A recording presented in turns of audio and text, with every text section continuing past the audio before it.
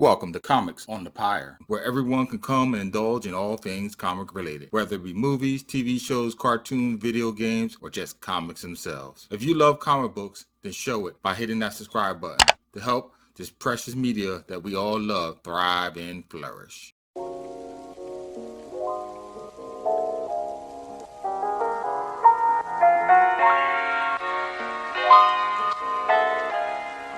Harlem, New York, 1924. A decade defined by a surge in economy created by an era of massive consumerism. As jazz age flappers flouted prohibited laws and Harlem Renaissance redefined arts and culture.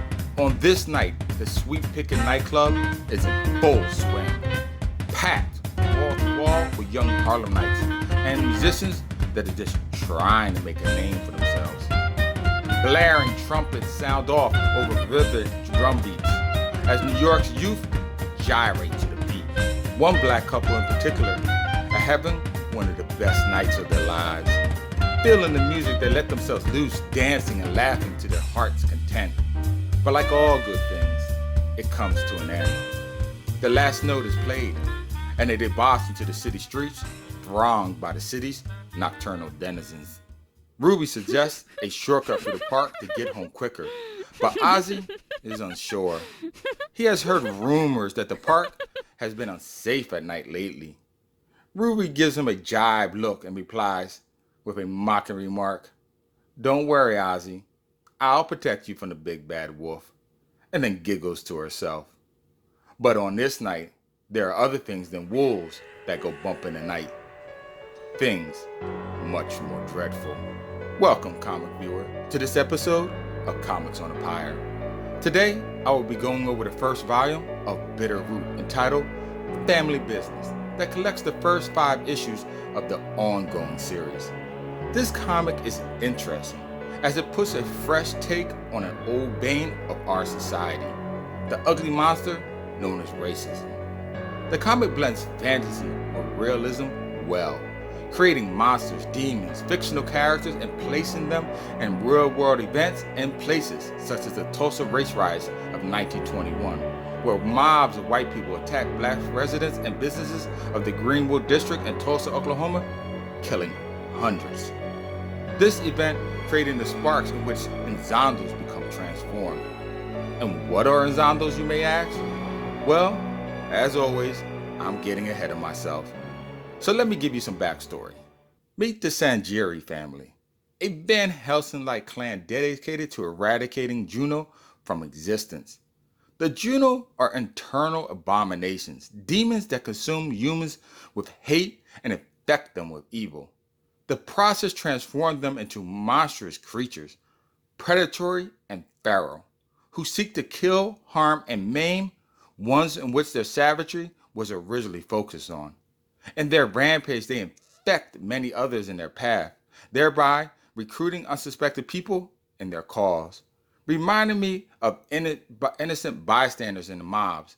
Just by the fact that they are standing around there, somehow they get infected by the crowd's fever and get swept away in their energy. Psychiatrists call this the herd, mob, or pack mentality, the effect that causes otherwise rational people to perform atrocious, irrational acts that they would never have done on their own. But unlike innocent bystanders, I took the Geno to be a person's internal feelings manifesting itself in real life. The hate inside taking a person over, in which their inside is clearly seen on the outside. The concept I thought was cool throughout and would explain man's savagery. The only problem with this concept, though, is that the comics made Geno feel as though it was the personification of racism, in which they only seem to apply to white people. I took this from Colin Sangieri's statement, "Black folks, we don't turn into Geno," which we know in real life simply isn't true. Any person from any race can be plagued with this ignorance. In the book, though, black folks get turned into a different demon, and for different reasons. If you want to know the specifics, well, you're just going to have to read the comics for yourself to find out that information. The story itself was obviously inspired by the X-Men comics. You have the Sangieri family, who is Charles Xavier and his X-Men students, who strive to protect the world that both fears and hates them. Dr. Sylvester and his sidekick, Miss Nightdale, who is obviously Magneto and his Brotherhood of Evil Mutants, who seek out survival by any means necessary. And lastly, the Geno, who are the racist members of mankind that seek the eradication of all colored people. If your interest is piqued, well, I definitely suggest you pick up this book, as it has many layers and was done quite well. Because, as you might suspect, the Sanjiri family, like most families, don't see eye to eye on many subjects. Therefore, this creates a lot of internal conflicts that must be ironed out if they all are to survive the up-and-coming threats. The many metaphors in this story are applicable to our society, as there's past, present, and sadly applicable to the future yet to come. As all good book, it expands on concepts relative to our matters of what's happening today, past, and present. It makes us ask ourselves questions of, who are we as human beings? With all this said, I give the comic a 4.0 out of 5, a great read ranking. Please feel free to visit my YouTube channel Comics on the Pyre for other videos like this one. Comment below your thoughts on other comic book stories you feel deserve some limelight. Tap that bell icon before you go, and oh yes, as always, till next time, keep reading, my friends.